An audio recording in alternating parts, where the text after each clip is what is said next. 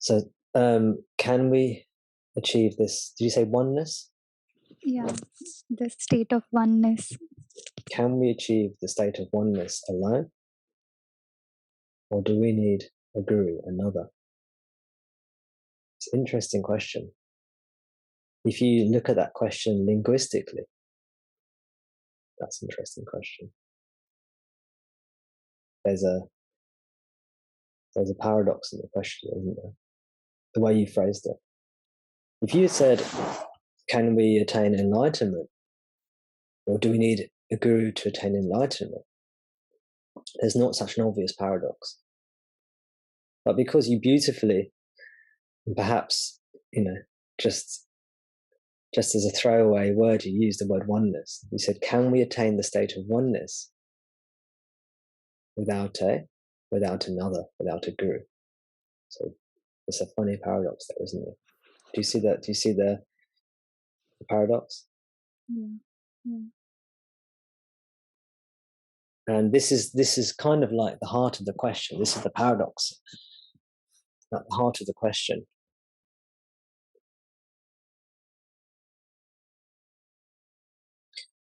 Strictly speaking, the only thing you need, so you said to attain the state of oneness. This is the same as, I'll use that phrase as the same, meaning the same as enlightenment, means the same as liberation, means the same as God realization. It means the same as self-realization and self-knowledge. All these words are synonyms from my point of view. So instead of saying state of oneness, we can call it self-realization. And the only thing needed to realize the self, because your question is, do we need a guru? The only thing we need to realize the self is to have a self. Or to put it differently, to exist. If you exist, this is what is called the self. The self just means you, or for each of us, it just means I.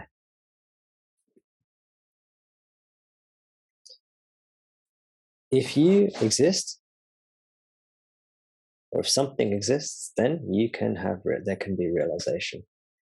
Everybody, by virtue of their own existence, knows that they exist. So that is what you need for self-realization. You need self. Self, the nature of self is that it spontaneously knows itself. This is the nature of self. You cannot have self without it spontaneously knowing itself.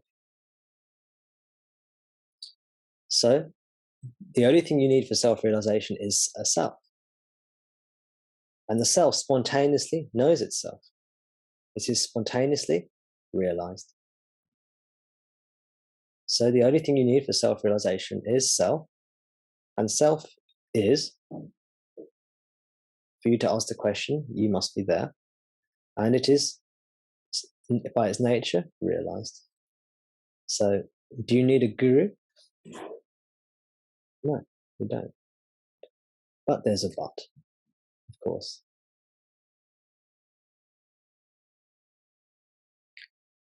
Most of us will need a guru. You could even say everybody needs a guru. Now, how does it make sense? Let me see if I can make any sense out of this. Let me see. Even though I've answered this question many times before, Kimaya, every time I answer this question, I never it's just a spontaneous answer that comes. So I don't really know what I'm going to say. I don't know if what I'm saying is going to make any sense at all. I don't speak just from kind of a memory and just regurgitate an answer. It's just an answer that's born out of the question that you've asked. So guru, the true guru, is the self.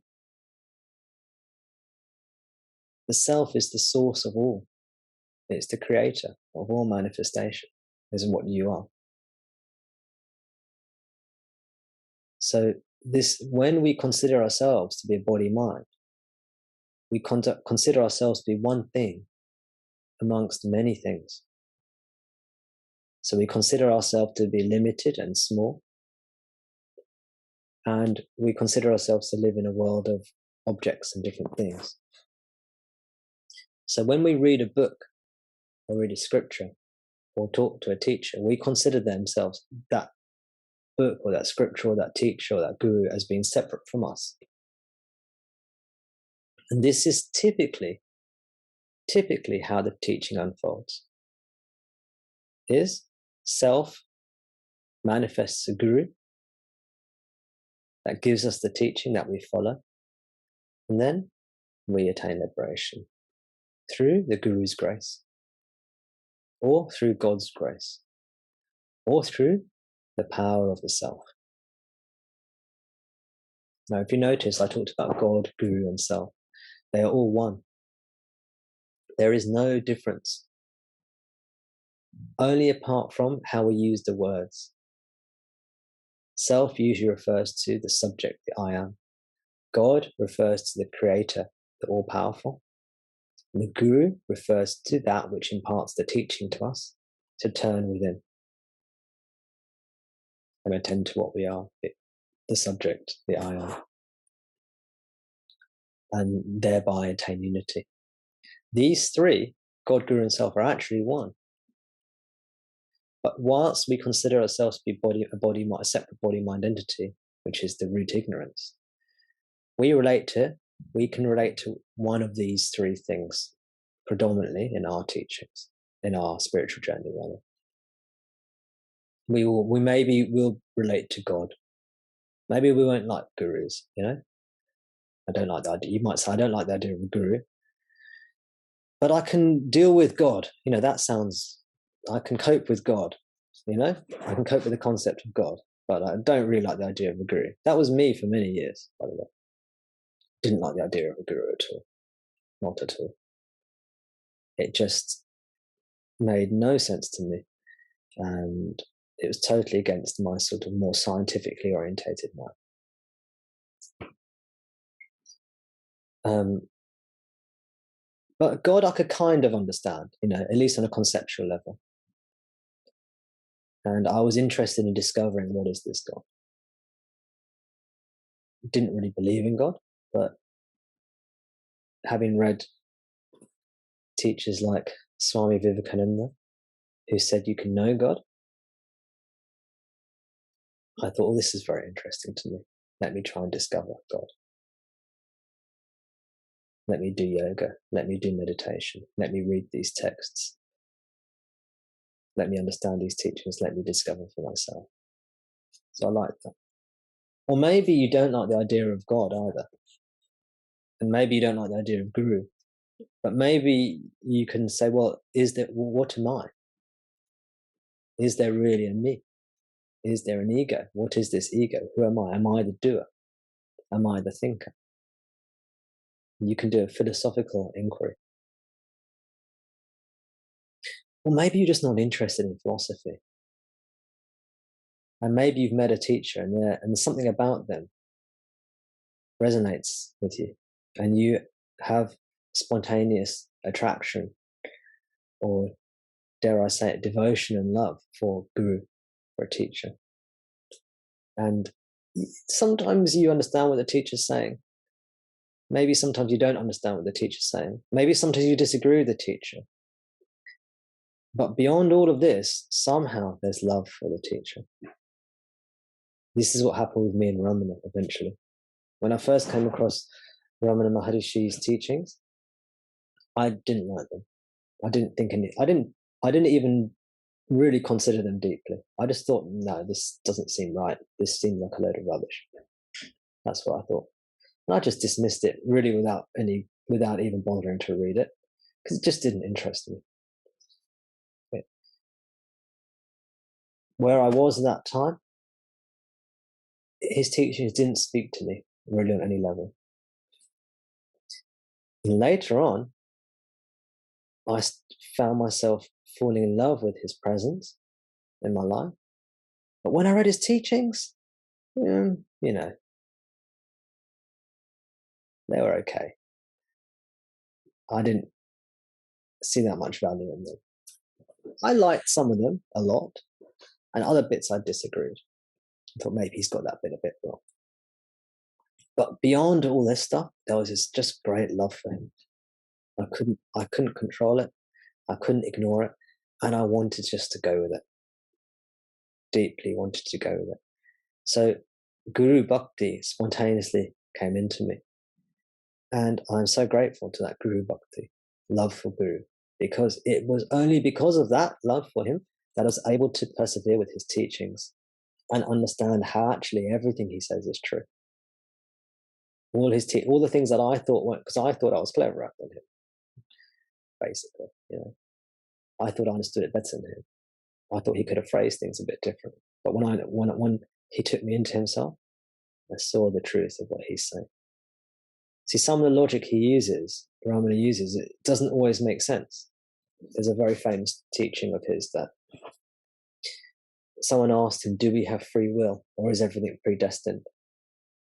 And Ramana said, when you consider yourself to be body-mind, you have free will. I mean, sorry, everything in the, sorry, got the wrong way around. When you, everything in your life is predestined. Everything is written already, essentially. Everything is going to happen as it happens. You have no free will. You only have free will on one thing, and that's to decide whether or not you turn within towards a self or not. Now, this made no sense to me, because I was thinking, well, hang on a sec, there's an obvious contradiction here. Either you have free will to do all these things, or you don't have any free will, and turning within, you don't have free will either. Right? That makes more sense to the scientific mind. That made more sense to me. Ramana says, no, there's no free will, but you have a choice whether or not to attend to the self or not. This is right. And I realized it doesn't make sense to the mind. It doesn't make logical sense, but you realize that when you adopt the logic of the Guru as your own logic, if you start to adopt that logic, you will make much more progress in your sadhana. Every teaching, every verbal teaching has problems. Every verbal teaching has problems. But if you can accept the Guru's teaching and follow it, you will see the results quickly. This is what I found. So, do you need a Guru? Strictly speaking, no. But it's like saying, if you're living in United Kingdom, as I am, or if you're in Ireland as you are, and you want to travel to India, do you need any mode of transportation or not? Strictly speaking, no. You can walk, you can swim, you can run, you can crawl. And if you're lucky and you're skilled enough, you'll get to India. You will. But we are lucky. We've got a jet plane sitting right next to us. We have Ramana's teachings here, right next to us. We have his presence here in our hearts. He has left us Arunachala, the holy mountain, whose presence is everywhere, as a guru as well. Ramana's guru was Arunachala, the mountain, holy mountain. So we have everything we need. He's given us everything we need. What do? Do we take the journey alone? Yes, you're welcome to. Yes, no one will stop you. He will not stop you. I will not stop you. No one will stop you. But we have his teachings here. The jet plane, the direct path, all laid out. Everything beautifully laid out and described. The royal road, the red carpet has been laid out in front of us. We can start our journey on this royal path. This way, this path home. So, do we need a guru? We are the guru. And the guru just tells you, you are the guru, go within. Do not stop until duality ceases. I recommend, if you're able to, if you do not have a guru already, take Ramana as your guru if you're able to, if he chooses you. And I can only trust that if you're here in this meeting, there's a resonance with Ramana. Or if there isn't one, there will be one. And you will be able to take him as your guru and go inwards into yourself and become one with him, one with yourself.